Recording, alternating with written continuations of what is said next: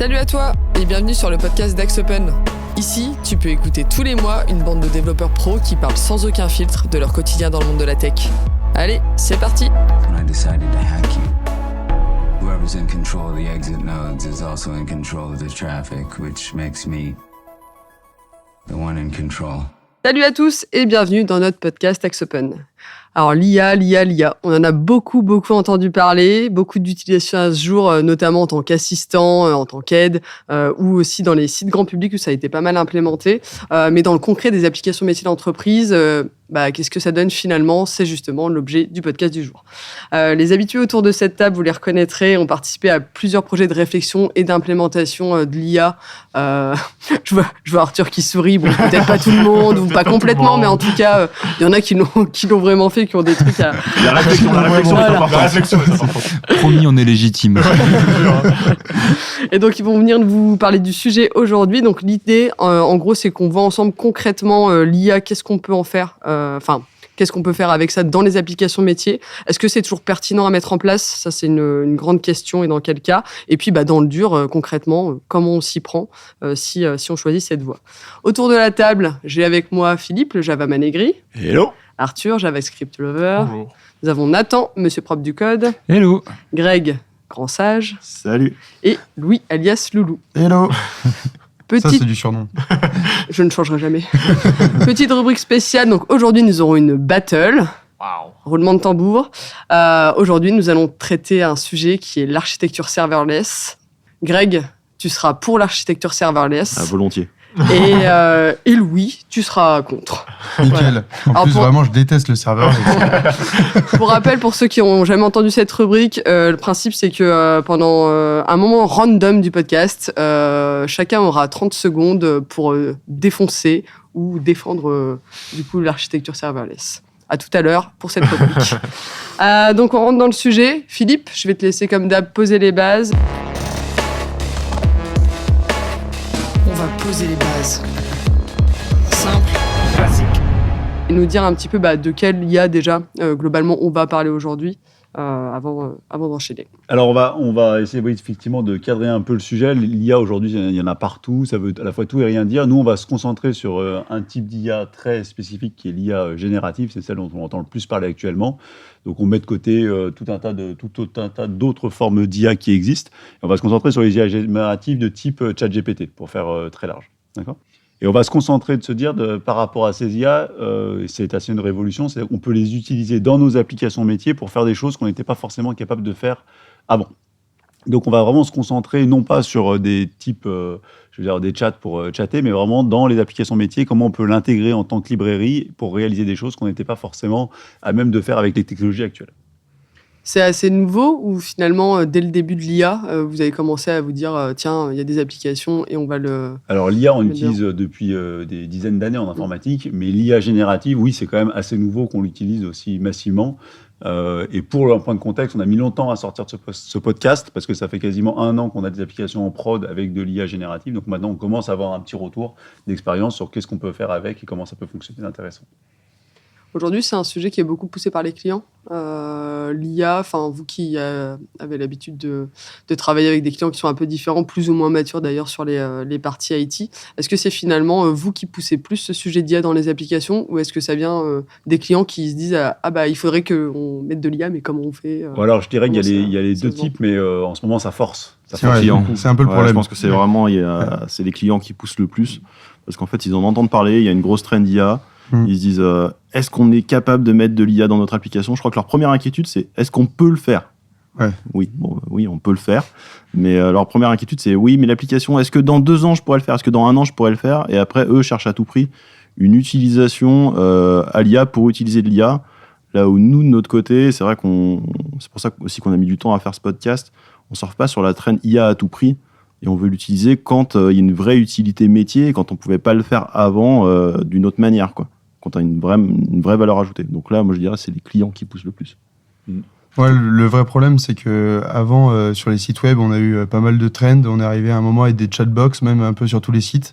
Puis dès qu'on a eu de l'IA, ils se sont dit on va mettre de l'IA aussi dans les chatbox. En fait, ça sert un peu strictement à rien. Et globalement, nous, ce qu'on essaie de préconiser à nos clients, c'est souvent, si ça accélère des processus, faire des gains de productivité ou ce genre de choses, on peut réfléchir à mettre de l'IA en place, mais on va pas du tout en mettre pour des choses futiles, quoi. Bon, après, sur les chatbots, ça a un peu révolutionné le game quand même, parce que je me souviens des chatbots il y a 3 ans de support. Personnellement, Aucune chance que t'aies une bonne réponse, quoi. Je parle toujours pas des Maintenant, chatbots. t'as toujours pas une bonne réponse, mais Bah la oui, conversation c'est est ça. fluide. C'est vrai que ça apporte un confort quand même.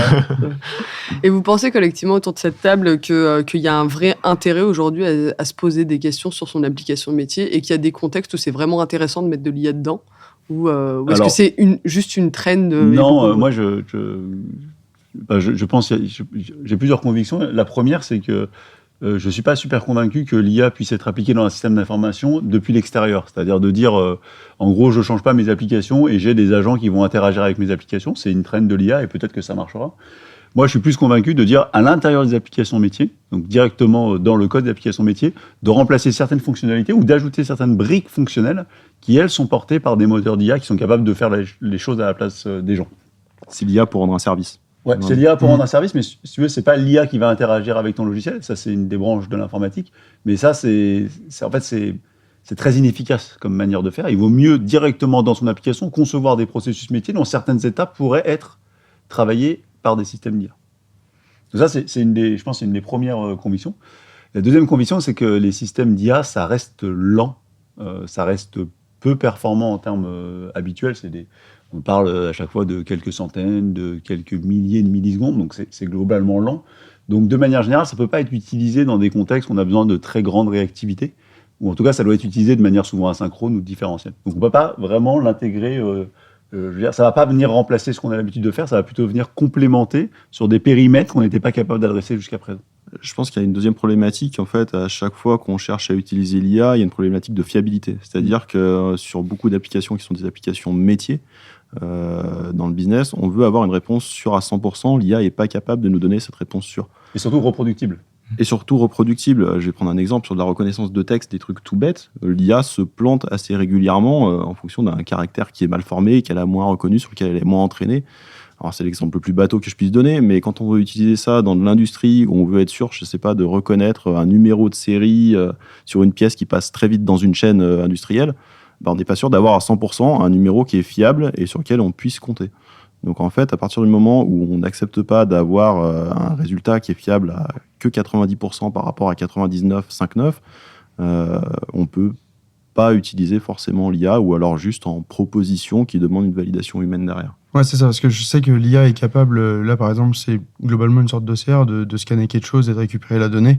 Elle est capable de savoir si son résultat est fiable, ou elle est aussi autocritique sur le fait de dire attention, mon résultat est médiocre. Du coup, créer en fait plusieurs process qui, quand c'est de top qualité, il n'y a pas de sujet, et d'autres quand on arrive sur des résultats qui sont pas top, du coup d'avoir des choses qui le complètent, qui l'entourent pour sécuriser tous les process. Ouais, et je pense que ce que Louis dit est intéressant parce que historiquement, en fait, quand on générait un process informatique, on avait tendance à gérer tous les cas.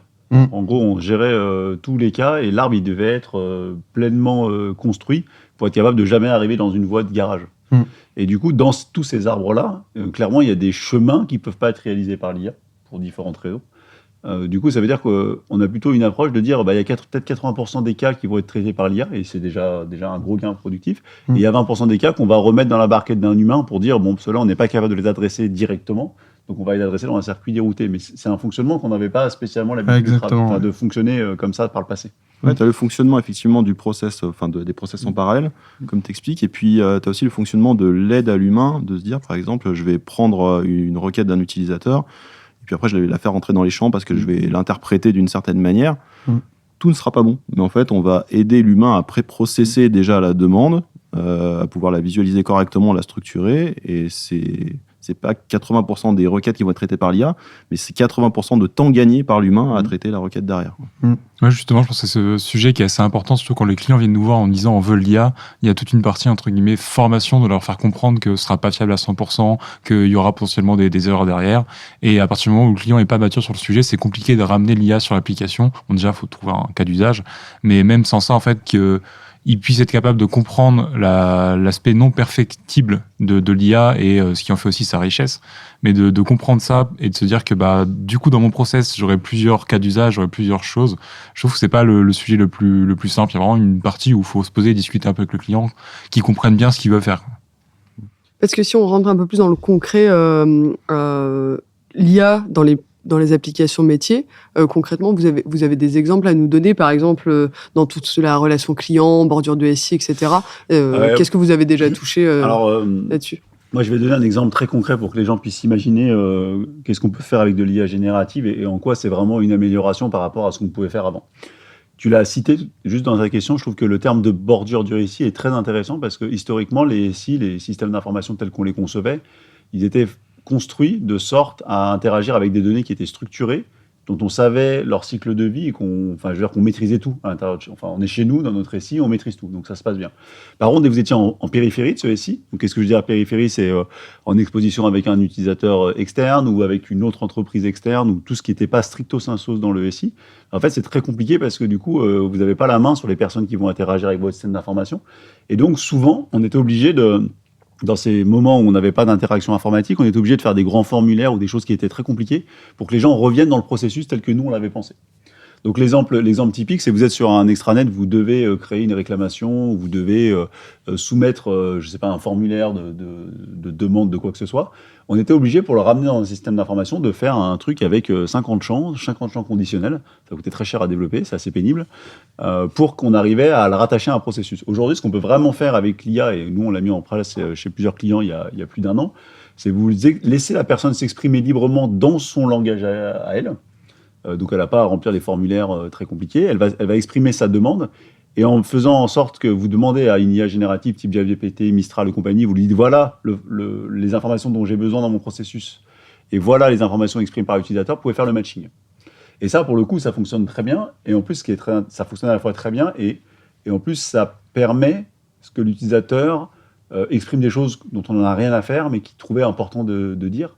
Et du coup, ça permet d'avoir cette espèce de rentrée un peu floue dans le système d'information et de rattacher ça à un processus métier bien normalisé. Donc ça, moi, je trouve que c'est un des cas qui fonctionne très bien.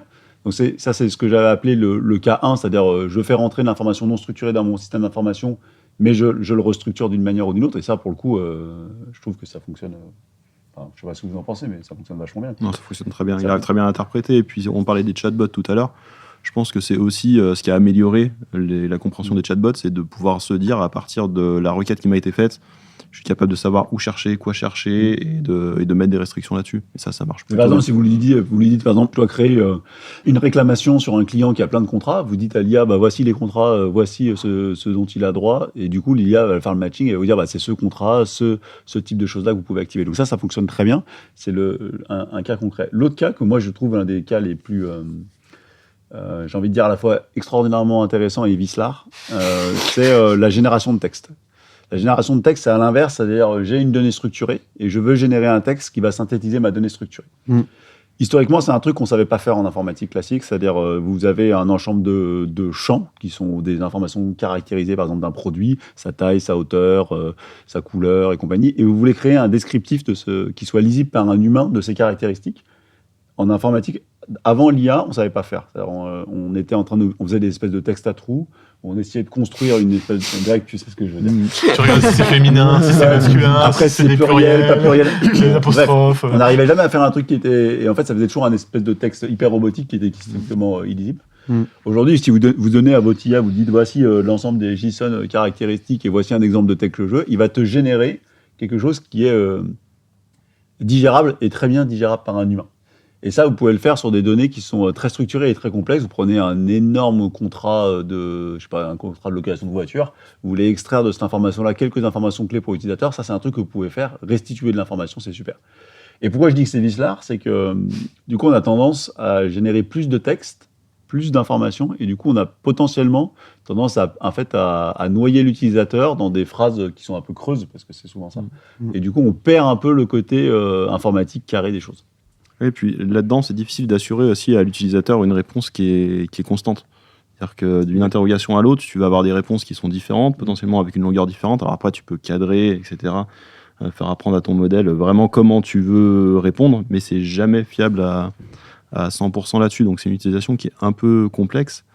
Et c'est vrai que sur la génération de texte, moi j'ai un exemple, à contrario, qui marche, je trouve, moins bien. C'est les corrections orthographiques qu'on peut faire avec de l'IA. Alors d'un côté, ça marche plutôt pas mal, mais en fait, t'es jamais à l'abri qu'il te change un bout de phrase, alors que tu l'avais explicitement dit, mais ne change pas ce bout de phrase. En fait. Ne change vraiment pas ta phrase en capital. Et moi, je me suis retrouvé à demander plusieurs fois, mais vraiment, ne change pas. Et ça, spécifiquement, tu ne le changes pas parce qu'il te le change à chaque fois. Là où je trouve qu'on avait, au niveau correction orthographique, des outils qui fonctionnaient déjà plutôt pas mal au niveau orthographe, grammaire, etc. Et là, c'est un use case où je trouve qu'on n'a pas gagné grand-chose par rapport à avant. C'est moins cher et plus facile à mettre en place. Ouais, c'est ça. Mais je trouve que tu soulèves un point intéressant qui est un peu lié à la sécurité sur la partie prompt. De dire qu'on a créé un prompt de base pour que l'IA réponde à notre problématique. Et en fonction de comment on va l'utiliser, ça va plus ou moins répondre à notre problématique. Si on reprend le cas de générer du texte pour expliquer quelque chose à un utilisateur, si jamais on insérait le nom et le prénom de l'utilisateur et qu'en fait dans son prénom il s'est amusé à dire donne-moi la recette de cuisine d'une tarte aux pommes, en fait t'es pas à l'abri que l'IA, au lieu de te générer ton texte que tu avais demandé, il va te générer la recette de la tarte aux pommes. Mais en fait la sécurité des entrées qu'on va donner à l'IA avec l'attendu, en fait il faut vraiment avoir un prompt très robuste pour être sûr qu'il va pas sortir du cadre qu'on lui a donné de base. Ouais, c'est de l'injection de prompt et c'est devenu un peu la mode entre guillemets. On voit beaucoup notamment sur Twitter, il y a beaucoup de bots qui utilisent ça. Et en fait, tu dis au bot, au lieu de répondre à un commentaire, tu lui dis donne-moi la recette de la tarte à la fraise. Et en fait, si la personne te répond la recette de la tarte à la fraise, c'est que c'est un bot. Et en fait, c'est très compliqué de cloisonner son bot et de lui dire. Il y a autre chose sur X. Comment ? Il y a autre chose que des bots. Non, mais justement, tu crées un tweet, donne-moi la. Tu parles à des bots. T'as genre 200 recettes de la tarte à la fraise. Mais oui, c'est très dur de cloisonner un prompt et pour qu'il ignore parce qu'en fait, il doit ignorer les futurs prompts qu'il aura dans son contexte. Mais en même temps, il doit quand même prendre en compte le contexte. Donc c'est très difficile. Et la sécurité, ce sera un nouveau type de sécurité et de failles qui sortent tous les jours en ce moment au niveau des prompts. Et c'est super intéressant, je trouve, de voir comment tu peux faire des choses. Je sais que j'ai un exemple, sur Reddit, il y a des subreddits et il y a un subreddit où en fait c'est des gens qui font le bruit d'un micro-ondes. Donc en fait c'est des gens qui mettent juste plein de M à la suite et ils se répondent en mettant tous plein de M à la suite. Et en fait, des fois, l'IA, quand tu lui demandes de générer des trucs, ils se sont rendus compte que des fois, elle générait plein de M à la suite sans aucune raison. Et en fait, c'est parce qu'elle s'était sourcée dans ce subreddit qui faisait plein de M à la suite. L'IA, le problème de sourcer sur Reddit, c'est que tu baisses ton niveau intellectuel. Bah, ouais. Reddit, c'est le concept. C'est un peu le concept de tu t'envoies des trucs qui n'ont aucun sens, tu vois. Et en fait, il y a plein d'anecdotes comme ça et qui font que l'IA, en fait, ils sont obligés du coup de la cloisonner, ce qui fait qu'elle est entre guillemets moins intelligente parce que elle va devoir réfléchir, mais dans des barrières, quoi. Si on reprend un peu l'exemple des cas clients, vous en avez donné quelques-uns. Vous l'utilisez pour la synthèse d'informations dans des applications métiers un petit peu ou pas ? Ouais, c'est un peu ce qu'on disait. C'est-à-dire, je lui donne de la donnée non structurée et j'en fais une synthèse. Ouais. J'en fais une synthèse. Et ce qui est intéressant, alors là, je trouve que ça, pour le coup, on n'avait pas avec la correction orthographique et c'est intéressant, c'est de dire, je fais une synthèse et je peux lui donner le profil de l'utilisateur et du coup d'adapter la synthèse à l'utilisateur. Donc, par exemple, vous êtes un directeur, vous arrivez sur une application, je peux lui résumer un dossier à destination des directeurs, ou je suis un opérationnel sur l'application et je peux avoir un autre résumé qui est dynamique. Encore une fois, c'est génial, ça marche très bien, mais c'est un peu vicieux parce que du coup, deux personnes qui vont sur l'application, elles n'ont pas accès à la même information. Donc, c'est pour ça que c'est des cas d'usage, je trouve, qui sont toujours un peu tendancieux. Après, il y a plein de use cases qu'on n'a pas encore cités qui sont aussi ultra intéressants avec l'IA, qui sont globalement, en fait, dès que tu les branches avec des tools qu'on a pu déjà servir, tu passes un client, tu lui passes un numéro de SIRET, du coup, il peut aller te chercher plein d'informations liées à ton client que tu n'aurais pas pu avoir de base juste avec les informations qu'on te donnait. Le fait qu'elle peut aller scraper des sites, récupérer des événements que ton client va faire, déclencher du coup des workflows. Enfin, elle t'ouvre pas mal de champs des possibles. Et c'est là où, en fait, des fois, d'intégrer ça sur des applications, ça peut rendre des trucs super puissants. Et vous pensez aujourd'hui que ça peut remplacer totalement un workflow métier ou est-ce que justement l'IA, on va juste venir dans le workflow améliorer certaines étapes ? Moi, je pense que l'idée de remplacer des workflows par l'IA, c'est un non-sens. En fait, le workflow, c'est la manière dont tu souhaites traiter les choses dans ton entreprise. Et du coup, l'IA, elle peut s'intégrer dans ce workflow et remplacer certaines étapes, voire enchaîner certaines étapes. Mais le workflow, c'est la modélisation intellectuelle de comment tu veux que ça soit géré. Et en fait, une IA aussi intelligente enfin, je veux dire, tu prendrais, mais même dans une entreprise classique, tu prends une personne la plus intelligente du monde, si tu lui donnes pas de workflow dans l'entreprise de comment travailler, en fait, elle va rien te produire parce qu'en fait, elle a besoin d'interagir avec le reste. Et donc l'IA, c'est le même problème, c'est-à-dire s'il n'y a pas de workflow qui cadre son utilisation au sein de l'entreprise ou sa manière d'interagir avec le système d'information, elle n'aura pas de valeur, elle apportera une valeur assez faible. C'est toujours à toi, je pense, de définir le workflow. Et après, c'est à toi aussi de choisir si en fait l'IA peut remplacer ou t'accompagner sur certaines tâches. Et c'est là où en fait tu rends le truc puissant. Et par contre, c'est vrai que les workflows tels qu'on les a dessinés par le passé méritent d'être repensés à l'aune de l'IA. C'est-à-dire, on peut changer les workflows parce qu'on a des IA qui permettent de faire des choses. Complètement. On va faire une revue dessus. Est-ce que vous avez des exemples de fonctions IA ou de choses comme ça que vous avez mis en place et finalement c'était naze ou ça a été un fiasco? Vous avez des échecs déjà à ce niveau ou pas? Alors moi, je trouve que, je vais pas me faire des amis, mais moi je trouve que tous ces systèmes où tu demandes à l'IA et elle est censée te répondre de manière chat, je trouve que ça ne marche jamais. C'est-à-dire que les chatbots, moi je trouve que c'est le pire usage de l'IA qu'on ait jamais fait. C'est-à-dire que tu as cette sensation que ça va marcher, t'as le goût de j'ai presque quelque chose de, et à la fin... Et non. Et à la fin, t'as rien. Quoi. Et moi je trouve il y a... Et c'est encore plus déceptif avec des systèmes intelligents, parce que du coup, tu as vraiment cette notion de... Il va te répondre. C'est clair. Et en fait, à la fin, il n'a rien. Mais moi, cet espoir. Il va y arriver. Littéralement ce cas avec Microsoft Copilot sur Azure. Tu sais, où tu as la chatbot, dès que tu rencontres un problème, il te dit interagis avec moi et puis je vais t'aider. À chaque fois, j'ai toujours été déçu du résultat. Et le pire, c'est que t'as perdu une demi-heure à interagir. Je me suis dit, ils ont inventé ça va être parfait, ça va répondre à... Non, mais AWSQ, j'ai jamais réussi à trouver une utilisation. Tu lui dis, je sais pas, j'ai un problème avec mon service, il est pas connecté, ça marche pas. Il dit, je ne peux pas répondre à des problématiques en dehors de AWS. Mais tu réponds à quoi si tu réponds pas à ton propre truc? Et je comprends pas l'utilité de pourquoi ils ont sorti ça s'il répond même pas à des problématiques de son propre système, quoi. Ouais. Et vraiment, donc, je pense qu'en fait, on tombe sur les 80% de cas qui peuvent être traités par l'IA, les 20% restants où tu peux pas les traiter. Et en fait, c'est là que c'est aberrant de mettre de l'IA sur des sujets qui sont techniques, genre du Copilot ou du Q, où tu t'attends à ce que ça réponde à des sujets ultra techniques, ultra précis, où toi, t'as déjà pas trouvé la réponse. C'est ça, en fait. Le vrai problème. Ouais, tout et à lui, fait. il est incapable de faire ça. Ah oui, complètement. Nous, en étant déjà technique, la réponse, si on avait eu à la trouver avant d'interroger l'IA, on l'aurait trouvé, tu vois. Ouais, mais pour moi, c'était le but de faire un chatbot sur justement des services de cloud, c'était de faire des trucs techniques, tu vois. Ah, on est d'accord. Je m'attendais. Ça n'aura pas du tout le service que ça devrait rendre. Ouais, c'est ça. Et du coup, mais ça s'est traité juste le truc général. Et je me dis, tu vois, sur les chatbots un peu généraux, si ça se trouve, le lambda moyen, il trouve peut-être sa réponse. Ouais, mais moi, c'est vrai qu'à chaque fois, j'utilise, je les trouve pas. Si mais tu vas sur un chatbot, c'est que tu as un truc qui est précis en général, qui est en dehors de. Je suis pas sûr. Je suis d'accord, c'est pas forcément notre cas d'usage. Oui, c'est ça. On n'est pas dans le public en fait d'utilisation du chatbot parce qu'on sait faire des recherches Google, on sait chercher une information sur un site, on cherche. Enfin, c'est pareil. Tu regardes la FAQ d'un site. La plupart du temps, quand tu vas dedans, tu trouves pas la réponse que tu voulais parce que c'est tellement généraux. Je trouve que les FAQ bien faites, j'ai la réponse. Oui, parce que c'est des trucs à la marge. Ouais. C'est des trucs spéciaux. Moi, je trouve que le problème du chatbot, c'est que ça prend un temps gigantesque. Pour arriver jusqu'au point de la FAQ, oui, c'est vrai. Ouais. C'est vrai, ça prend du temps. En fait, et surtout, en fait, 90% du temps, ton œil, il va plus vite à scroller dans une page. Oui. Qu'à chercher les mots-clés. Mais là, tu rejoins un autre point sur la partie implémentation IA qu'on aurait pu essayer de faire où ça a été un échec. Enfin, moi, remplacer une recherche normale, genre tu prends une recherche sur un outil de ticket ou n'importe quoi, par un outil où il y a de l'IA dedans, ou même genre de la recherche de mail, je trouve que ça marche beaucoup moins bien, en fait. J'ai l'impression de jamais tomber sur la bonne réponse et de jamais avoir le bon résultat par rapport aux recherches telles qu'elles étaient faites avant. Pour citer un exemple, Jira, ils ont fait ça. Ils ont remplacé leur outil de recherche de tickets, qui était déjà à chier de base. Ils ont mis un petit bouton déjà, avec des étoiles en marquant... créé le ticket, tu le trouvais jamais. Ils ont mis une petite étoile sur le bouton en marquant AI. C'est super bien. Et là, tu trouves plus rien. T'es sûr de rien trouver, quoi. C'est un espoir pour eux pour essayer d'améliorer leur truc et ça n'a pas marché. Ouais, mais tu sais, c'était le trend au départ où tout le monde a voulu mettre de l'IA dans ses recherches parce que c'était le use case super simple. C'est mauvais biais, ça. C'est l'IA ça marche pas. qui vient par-dessus. Ouais, et ça marche jamais, en fait. Non, ouais, c'est clair. Ça ne marche jamais. Et Greg, je te sens bien chaud. C'est le moment du clash.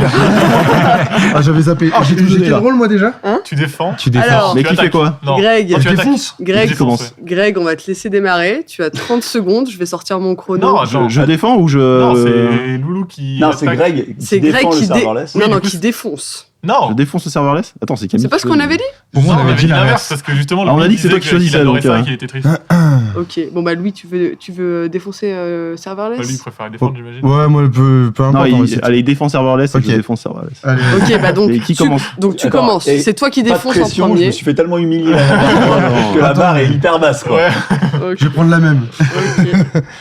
Eh ben écoute, Greg, on t'écoute, t'as 30 secondes pour donc défoncer l'architecture serverless. C'est l'heure du fight! Pour moi, le serverless, c'est comme une jolie robe, quoi. Tu vas dire, elle est super jolie cette robe, on va l'utiliser absolument. Et en fait, ça a été un effet de mode.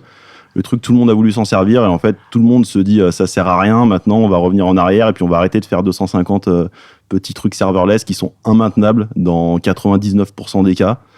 Et pour moi, le serverless, c'est la promesse de ouais, tu vas payer le juste coût de ce que tu vas utiliser. En fait, non, tu vas payer 10 fois plus cher qu'un truc normal. Tu vas juste pas t'en rendre compte, quoi. C'est vraiment te cacher la misère. C'est un peu comme si tu allais louer une voiture et en fait, tu disais, vous voulez louer une voiture ? Tenez, je vous donne une voiture, mais vous allez chercher les clés un petit peu. On va vous mettre les roues là-bas. Si vous voulez les utiliser, allez les monter sur la voiture. Et puis, vous voulez avoir la radio, on va peut-être vous mettre ça en option, mais ça vous coûtera quand même beaucoup plus cher, quoi. C'est un petit peu le truc, l'effet de mode que personne n'utilisera jamais. Et en fait, ce sera pas durable, le serverless. Allez, je te cut, je t'ai laissé 30 secondes de plus parce que j'avais envie de connaître la fin. C'est vrai, ouais, c'est clair. J'ai pas compris le lien avec la robe. Ouais, moi non plus, mais. Ça fait de mode. ça Ok, fait- d'accord. Je l'avais pas.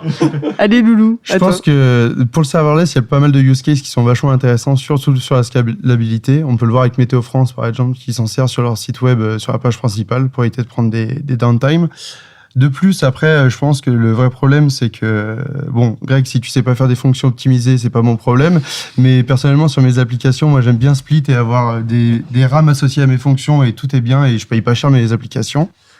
Et un use case encore intéressant, c'est de se dire quand on a une application, on a par exemple un converteur en PDF qui te le met en Word, si tu veux, qui te prend 16 Go de RAM, tu l'exportes sur une lambda et exécuter une demi-heure dans ta journée et tu payes pas ton serveur avec 16 Go de RAM toute la journée, tu t'en sers juste 5 minutes, du coup, ton application, elle coûte pas cher. Mais bon, c'est une utilisation que Greg n'a peut-être pas encore dans son scope. Je crois que c'est Tellement pouvoir répondre. le serverless qu'il faut que lâcher pas Greg, hein. J'étais trompé de cible. Non, mais c'est trop simple, je pense, de défendre. Ouais. Parce qu'en fait, tu réponds à des cas. Enfin, franchement, t'as eu le rôle le plus compliqué. La prochaine fois, on se le fait en 3 rounds. Ça va être un rap container La battle. de la techno. Bon, on se dit que le gagnant, c'est Loulou, là, quand même. Non, mais c'est trop dur. Franchement, bon, ouais, c'est t'avais des bons arguments, Greg. C'était compliqué. Du coup, on repart au sujet initial, après cette petite dinguerie. On était sur des trucs déceptifs. Ouais. Ouais. Le Mais- serverless, pardon. C'est fini, ça. Alors, les trucs déceptifs, la génération d'images, c'est un truc déceptif. Oh, t'es dur. Oh, Non, franchement, alors, je suis pas d'accord. Attends. Par rapport au. Wait. Donc, si tu veux générer une image qui est belle, ça marche bien.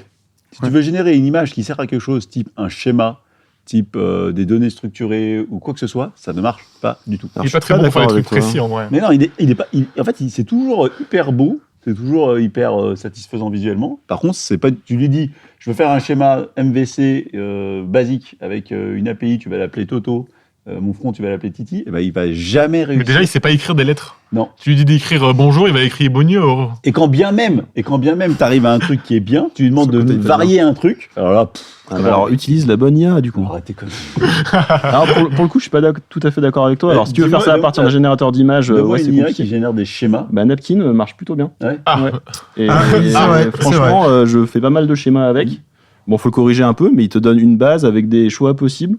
Ah, mais c'est une IA spéciale pour faire des pertinents, ouais. Mais je comprends en fait ton problème, Félix. C'est Il utilise pas la bonne IA, en fait. Exactement. Mais c'est pas de ta faute, c'est que en fait. T'es encore dans le rôle défenseur. Non, mais parce que je crois que Louis rentre trop dans le rôle. Non, j'ai exactement le même problème. Récemment, j'ai voulu créer des icônes pour faire des slides sur des PowerPoint et je dis fais-moi un fond transparent.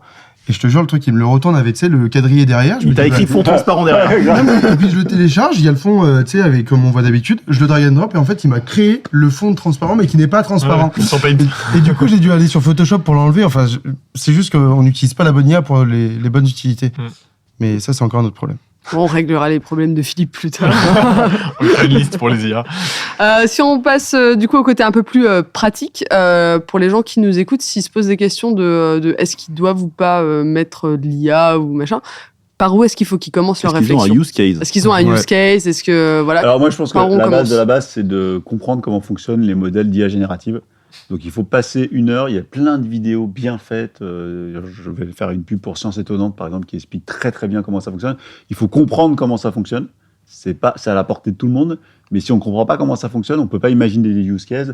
Il faut arrêter d'écouter la télé, parce que la télé, en fait, il vous explique pas les choses, il vous parle que de use case, et du coup, vous êtes incapable de savoir si vous pouvez les utiliser chez vous ou pas.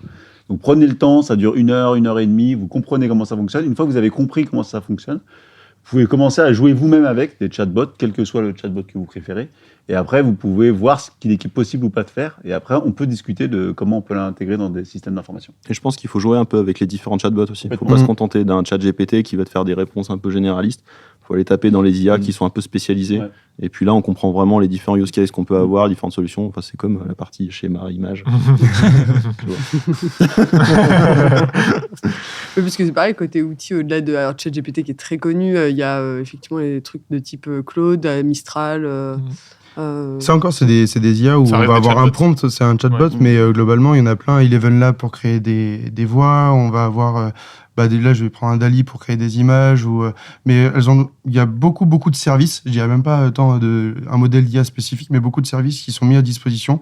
Il faut être un peu curieux, il y en a beaucoup qui sortent par Il y en mois. a 200 qui sortent par jour. Et du coup, il faut être vachement alerte de ce qui se passe sur le marché et dans le web pour voir toutes les possibilités qu'on peut faire avec l'IA. Il faut Et commencer vous à avoir un petit budget quand même progressivement pour utiliser l'IA. Ouais, c'est vrai. Si tu veux en tester, chacune c'est 20 euros d'abonnement par mois ou il faut mettre des crédits d'API. Si tu veux en tester 3. En fait, c'est toujours pareil. Tu dis à la requête unique, c'est quand même pas cher.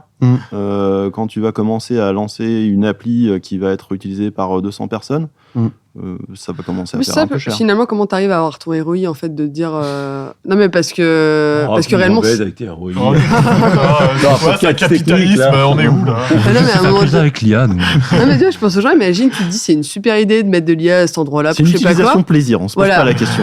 Ouais, et après, t'as des milliers d'utilisateurs, des milliers de Ouais. requêtes, et t'as une Et facture ils en font tous énorme à la fin, 50 quoi. chacun alors que t'avais prévu qu'ils en fassent qu'un chacun de prompt. Oui, c'est... Mais ça, tu peux l'anticiper à l'heure actuelle. Bah, je dirais que c'est aussi facile de calculer ce que va te coûter l'IA que ce que va te coûter du serverless sur AWS. Tu vois, c'est à peu près le même rapport à la vérité. Quoi. Philippe, il veut me mettre ma balle, je crois.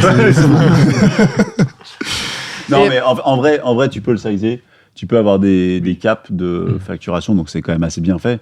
Par contre, c'est vrai que ce qui est le plus dur, c'est déterminer l'usage que tu vas en avoir. Et là, franchement, on n'a pas encore 40 ans d'expérience dans le domaine. Donc, Après, sur le faut coup, être je pense que modeste. tu as le même défaut que le cloud, c'est que ton prix, il est évolutif. C'est-à-dire que tu n'es pas à l'abri que Eleven Lab, en fait, ils fassent x2 sur leur prix Ah ouais. dans un mois. Et Et du du coup, coup, tu avais tu calculé passes pas ton de ROI en te disant, bon, Alors, bah, je suis c'est vrai bien. que c'est un truc dont on n'a pas parlé. L'IA, particulièrement par rapport à d'autres services, c'est que vous n'avez pas vraiment de manière de l'héberger vous-même. Alors, je sais que vous allez trouver 50 000 mecs qui vous disent que vous pouvez mettre ça sur un bare metal sur votre hébergeur. Mais en fait, c'est tellement cher et tellement compliqué à faire que généralement, vous allez l'utiliser en tant que software, donc en SaaS, ou en tant qu'API de service. Tu penses que c'est vraiment impossible d'avoir ton propre... C'est pas impossible, mais c'est modèle, demande en fait, les machines pour les faire tourner, même si elles sont pas très très chères, ça reste des coûts à plusieurs milliers d'euros par mois. Donc, il faut vraiment commencer à avoir déjà beaucoup d'usages pour le faire. Et puis je pense qu'il faut aussi du coup que tu arrives à trouver le modèle qui te convient, qui soit open source parce qu'il faut que tu puisses pouvoir le mettre à jour parce que ça évolue quasiment quotidiennement les modèles. Et puis autant pour des utilisations de chatbot type ChatGPT, ça peut être faisable, mais sur un Eleven Lab où c'est un modèle spécifique qui fait du traitement de voix, je pense que c'est tout de suite plus compliqué. Donc c'est vrai qu'on a tendance à l'utiliser en tant que service. La majorité sont disponibles maintenant dans les providers de cloud où vous pouvez l'avoir. Vous pouvez avoir votre propre instance. Donc moi je suis pas tellement inquiet sur la partie fuite de données parce qu'en fait aujourd'hui vous pouvez avoir votre instance qui est isolée dans un data center, donc c'est plutôt propre. Par contre, c'est vrai que, comme dit Louis, et il a tout à fait raison, comme tout service que vous utilisez, demain ils font x2, c'est x2. Soit t'arrêtes. Après, il y a quand même un avantage sur l'IA, bon, peut-être pas pour Eleven Lab, mais sur la partie, ils ont tous récupéré le même protocole, la même implantation API, ce qui fait que switcher d'une IA à l'autre est quand même beaucoup plus simple. Sur les IA génératives type texte, Ouais. oui. D'accord. Alors que switcher de provider, tu me dis tu passes de AWS à Azure, c'est pas les mêmes API. Hein. Et c'est rare quand même que des gens arrivent à se mettre d'accord. Hein. C'est pas dans eux qui sont l'informatique. mis Non, d'accord, ouais, c'est pas eux. c'est les providers de cloud qui t'ont mis une API standardisée. Oui, mais souvent. Je suis pas sûr. Pour pas moi, il y avait vraiment un standard. Enfin, pour moi, le standard est né avec ChatGPT. Oui, c'est ça. Et en Les fait, autres ont tous pris les la petits même pour modèles pouvoir- ont repris la même chose pour que les outils de ChatGPT s'intègrent avec leur modèle. Ouais. C'était pas volontaire qu'ils se mettent tous d'accord. C'était juste que la concurrence a voulu avoir Oui. la même API pour que les gens puissent switch Utiliser facilement sur leurs facilement. produits. C'est surtout ça la réponse. Mais je crois que c'était il y a récemment un exemple avec DeepSeek justement qui est sorti où sur leur documentation ils disent d'installer la HIP d'OpenAI pour utiliser ChatGPT mais pour utiliser leur modèle à eux. C'est qu'en fait ils ont même pas développé de clients pour leur moteur. Tu changes juste moteur, l'URL et c'est- ça marche avec Ouais. DeepSeek. Mais c'est malin de fou, en vrai. Est-ce que aujourd'hui, il faut avoir une application qui soit au top marché, enfin en termes de technologie, etc., qui soit très à jour pour pouvoir mettre de l'IA dedans, ou est-ce qu'on peut Pas du imaginer tout. que des L'IA, c'est L'application, t'as un peut-être peu la de seule tech, librairie depuis le début de ma vie où tu peux l'intégrer vraiment en N'importe 2 où. heures. Bah, je veux dire, en vrai, Ouais, Je pense en COBOL, c'est peut-être un peu chiant. ouais. Merci Futur. Je pense sur un Mais AS400, ça... en vrai, je pense que en fait, c'est appeler une API, quoi. Donc, si, Oui. si dans votre langage, vous êtes capable d'appeler une API, merci Arthur, normalement, vous êtes capable de le faire. Donc, c'est vraiment pas compliqué. Ouais, et j'allais dire en termes de compétences, de qui peut C'est pas concrètement compliqué. faire ça D'ailleurs, pour les équipes. vous avez ouais. 50 000 mecs sur LinkedIn qui vous expliquent qu'ils sont des stars de l'IA parce qu'en fait, ils sont capables d'intégrer une API. Ça va appeler une API et avoir la réponse. Bravo. C'est littéralement de mettre un message sur un appel API, c'est faire un post, quoi. Là, je vous trouve un peu aigri quand même. Faut bien savoir faire le prompt, par contre. Mais Ok, donc n'importe quel Mais par développeur est contre, capable de le pour faire. 90 €, mais jusqu'à ce soir seulement minuit, je te fais une formation prompt. Parce que demain, elle passe à 2000 €. c'est pas vrai. si. Moi, j'achète immédiatement. Ça marche. Attends, ça vaut le coup. Et niveau recette de tarte aux fraises, t'es comment ça Et alors, il faut de la farine.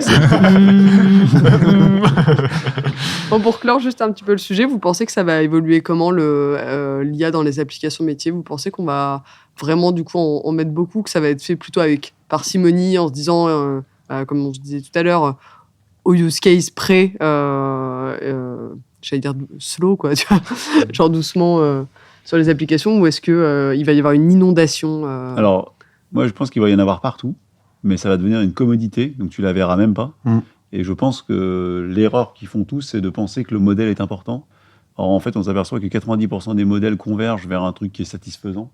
Et du coup, tu utiliseras ton IA sans même savoir ce que c'est. C'est-à-dire, tu vois, aujourd'hui, un peu comme tu utilises ton réseau téléphone et puis tu t'en fous que tu sois sur une marque ou une autre. En fait, c'est tellement abstrait. Et ben, du coup, je pense que ça fera pareil pour l'IA. C'est-à-dire que tu auras de l'IA dans toutes les applications parce qu'il y a plein de use cases dans lesquels ça va être utilisé. Mm. Par contre, que ça soit un DeepSeek, un Mistral ou compagnie, ça dépendra au moment où tu as fait l'application, ce qui te paraissait le mieux. Mais pour l'utilisateur final, il n'en aura rien à faire. En plus, il me semble qu'il existe des proxys IA où en fait ils analysent ta demande et en fonction des choisissent. compétences, Ouais, ils il envoient. va envoyer vers l'IA qui est la plus compétente pour répondre à ta Il demande. demande à une IA de faire ça, j'imagine. En tout cas, pour le cas des applications métiers, je pense qu'il y aura de l'IA dans énormément d'endroits. Par contre, je pense que ça sera tellement une commodité qu'on n'en aura rien à faire. Après, sinon, pour revenir à ce que tu disais tout à l'heure sur le fait que intégrer nos applications pour interagir avec l'IA, c'est-à-dire que l'IA va lancer une action sur nos propres applications, il y a des choses qui sont pas mal, qui sont faites en ce moment, qui sont assez sympas, qui s'appelle, je crois, c'est un protocole, le MCP, qui permet de définir un standard sur comment on va pouvoir intégrer notre application avec l'IA. Donc ça explique qu'est-ce qu'il faut faire dans notre application pour que l'IA puisse effectuer des actions, récupérer des informations et interagir. Et en fait, c'est vraiment la définition d'un standard pour que on puisse dire à l'IA, en fait, moi j'ai mon application métier, généralement un ticket pour ce truc-là, à cet endroit-là, par rapport à ce que moi je fais. Et en fait, il va savoir comment interagir avec notre application pour faire ces actions. Donc c'est des choses qui prennent pas mal en ce moment. Ouais, moi je suis d'accord avec toi, mais moi ça fait 20 ans que je fais de l'informatique. On a inventé 12 000 protocoles. Il a sorti la carte Ouais, de Et là, Dieu. On a sorti 12 000 protocoles qui vendaient le fait qu'on allait interagir des systèmes d'information entre eux de manière simple. Je te rappelle, je on a pense pas que tu vas les faire RCP du... à l'ancienne, après on a fait du SOAP, après on a fait des API, et en fait on a fait des ESB, on a fait des EAI, on a fait 1 milliard de trucs avec l'idée de dire on va réussir à avoir une norme tellement bien faite que les systèmes vont pouvoir s'auto-interagir entre eux. Et, tout ça. Et en fait, moi je pense que ça c'est plutôt un doux rêve. Après, Laisse moi, sa chance à l'IA quand même. J'enlève ma tutute avant de parler. Hein, non, mais je pense que là, l'objectif c'est un peu différent. L'objectif c'est vraiment de se dire, moi, quand je discute avec mon IA, j'ai envie de facilement pouvoir faire des actions externes. Ça va pas être tant mon application va pouvoir facilement interagir avec l'extérieur autre, mais c'est que juste ne pas avoir une IA qui va répondre ou chercher sur Internet, mais qu'elle puisse effectuer des actions pour toi sur des logiciels précis. Que tu aies des endpoints spéciaux Ouais, pour par l'IA. exemple, tu prends l'exemple, tu dis l'IA. ok, j'écris dans un chat, je veux poser un congé la semaine prochaine à 15h et qu'il interagisse avec ton ERP pour aller mettre le congé. C'est ça. Ouais. Ouais, c'est l'idée. Et sans passer par les écrans, du coup, en Ouais, passant c'est ça. directement par les API. Globalement, Ça, moi, Franchement, j'ai vraiment des doutes. Mais est-ce que là, pour le coup, peut-être me trompe, mais j'y crois pas. En fait, je pense que ça va poser 2-3 problèmes de sécurité quand même. Enfin, des injections par IA ou des trucs comme ça qui vont être un peu violents. Justement, pour le coup, j'ai que un avis théorique sur la chose. J'ai pas encore testé, j'ai pas pu voir, je sais pas à quel point ça marche bien, mais je trouvais l'initiative et le concept assez sympa de se dire on a défini un standard, peu importe l'IA que vous allez utiliser, elle va forcément l'intégrer au bout d'un moment, et à quel point on va pouvoir interagir avec nos applications à travers une IA déjà toute faite. Mais moi, utiliser l'aspect OpenAPI, ça suffirait pas du coup. Parce que théoriquement, si t'as déjà une API. Ouais, mais il faut qu'ils comprennent comment enchaîner les appels et tout ça. Ouais, parce que en gros, tu vas pas modifier ton application métier pour que ça mais soit justement, fait, souvent, en tu fait. sais, dans tes endpoints, t'as un endpoint créé de congé, j'ai n'importe quoi, et ça prend, l'ID de l'utilisateur, la date de début, la date de fin. Je pense en lui passant l'Open API, il peut peut-être l'aspect qui peut peut-être se débrouiller pour faire un appel. C'est créé de congé dedans dans lequel il y a un objet qui s'appelle pas pareil parce que le développeur a écrit en français à ce moment-là. Ouais, mais normalement, c'est dans l'aspect. Moi, j'avais vu une solution qui s'appelait, alors je l'ai pas testé, mais qui s'appelle MakeIA, qui est vraiment beaucoup utilisé sur le marché, où en fait, c'est exactement ce use case. Je prends un exemple tout bête, mais qui dit toutes les 10 secondes, je scanne tes mails. J'en déduis que tu as un point dans ton calendrier qui est annoncé dans ton mail. Je vais taper, du coup, je récupère ça en JSON. Je vais appeler l'API Microsoft. Donc toi, en fait, tu fais ton paramétrage. Encore une fois, le workflow, c'est toujours à toi de le définir. C'est pas l'IA qui va te l'inventer. Et du coup, elle va toute seule savoir que du coup, il y a eu un rendez-vous. Elle va, interagir avec l'API, mais tu lui as dit comment fallait faire. Et en fait, elle fait ton workflow toute seule. Donc c'est là-dessus où je pense que ça répond le mieux à votre use case que vous êtes en train d'expliquer. C'est de l'automatisation, un peu comme de l'Airflow ou quoi que ce soit. Exactement. Sauf que tu attaques un peu de l'IA sur de la compréhension des données d'entrée. En gros, par rapport à ce que tu disais, Arthur, sur le fait tu lui passes ta spec, etc. En fait, au lieu de te dire j'ai d'abord une action de je lui passe ma spec, il doit l'analyser, il doit la comprendre, en fait, tu expliques à l'IA comment interagir avec ton système, et cette explication passe justement par ce standard MCP de comment il va pouvoir faire ça. Si typiquement tu veux lui demander un résumé de tes tâches de la journée et qu'en fait tes tâches sont dans ton application, en fait, tu vas lui expliquer que les tâches sont comme ça, il a récupéré ici, après il le reformate.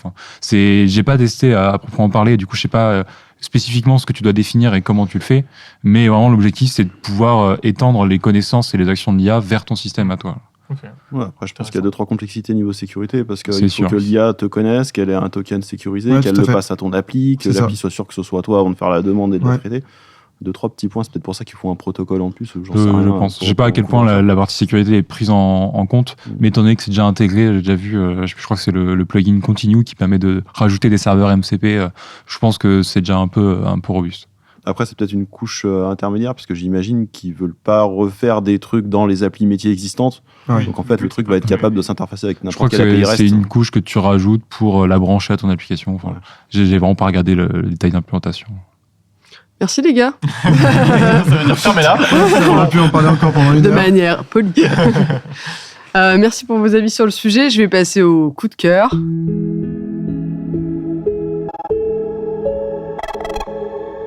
Philippe, j'en ai deux. Ah, t'en as deux. Oh. Voilà, j'en ai un en lien avec le sujet et un qui n'est pas en lien avec le sujet. Oh là là, il nous gâte. Hein. Moi, j'en ai un en lien avec le sujet, c'est LM Studio. Je ne sais pas si vous connaissez, c'est un espèce de petit studio que vous pouvez télécharger sur votre poste qui permet de télécharger à peu près n'importe quel modèle d'IA et de les tester en local. Ça marche super bien. C'est que sur Mac, non, il me semble. C'est pas que sur Mac? Ah bon? Il me semblait que j'avais vu que c'était que sur Mac. C'est un... c'est pas pareil, c'est une surcouche. Ok. Et donc LM Studio, ça doit être lmstudio.ai ou un truc comme ça. On mettra les liens. Ouais. Et du coup, ça vous permet de télécharger n'importe quel modèle et vous avez littéralement des milliers de modèles que vous pouvez télécharger pour la génération d'images, de sons, de tout ce que vous pouvez faire. Ça permet de tester en local. C'est souvent un peu lent parce que c'est des modèles qui font plusieurs milliards de paramètres, mais en vrai, ça fonctionne. Du coup, c'est très intéressant de s'apercevoir que ça fonctionne sur des machines assez classiques. Et surtout que ça vous permet de faire joujou et mumuse avec plein de modèles, et tous les modèles de Facebook, et tout ce qu'ils sont, les modèles Mistral, tout ce que vous voulez dedans. Donc c'est très intéressant. Donc moi, c'est ma première de cœur en lien avec le sujet du podcast. Deuxième coup de cœur. Je fais tout dans ce podcast. Il va falloir faire quelque chose. Déjà, il va falloir que je boite Louis la prochaine fois. Le deuxième, qui n'a rien à voir. On est dans un sujet géopolitique un petit peu compliqué actuellement entre les États-Unis et l'Europe. Et moi, je voulais faire un big up à une société, un ensemble de produits qui sont basés en Suisse qui s'appelle Proton. donc, qui historiquement avaient lancé ProtonMail, qui est leur système de mail que j'utilise moi depuis maintenant pas loin de 10 ans, et qui ont sorti aussi toute une suite de tools type Office. Donc vous avez un calendrier, un Drive et tout ce genre de choses qui fonctionnent très bien, qui ne sont pas trop chers et qui sont très sécurisés, parce que la base du concept, c'est vous avez une double clé, c'est-à-dire vous avez un login pour vous connecter à l'application et un login pour décrypter vos données. Donc même ProtonMail n'est pas en mesure de lire vos messages et vos documents. Donc c'est très intéressant. Moi, je pense qu'il y a un gros avenir de ce type de système dans les prochaines années. En tout cas, ça va devenir important. Et je ne parle pas nécessairement de la partie VPN pour pirater les choses. C'est pas du tout le sujet. Voilà. C'est le seul outil de Proton que j'avais utilisé et j'ai trouvé que c'était le VPN le plus agréable à utiliser du marché. Donc, voilà. Super, Arthur. Merci. J'allais pas en parler, mais Philippe m'a forcé. Donc... Il y a des flics qui débarquent. Ouais, non, mais je sais. Je vais gourmette déjà. Bon, merci à tous pour ce podcast. Merci aux auditeurs de nous avoir écoutés. Et puis, on se donne rendez-vous bientôt pour de nouvelles aventures. Merci. À bientôt. Ciao. Salut. Salut. Salut.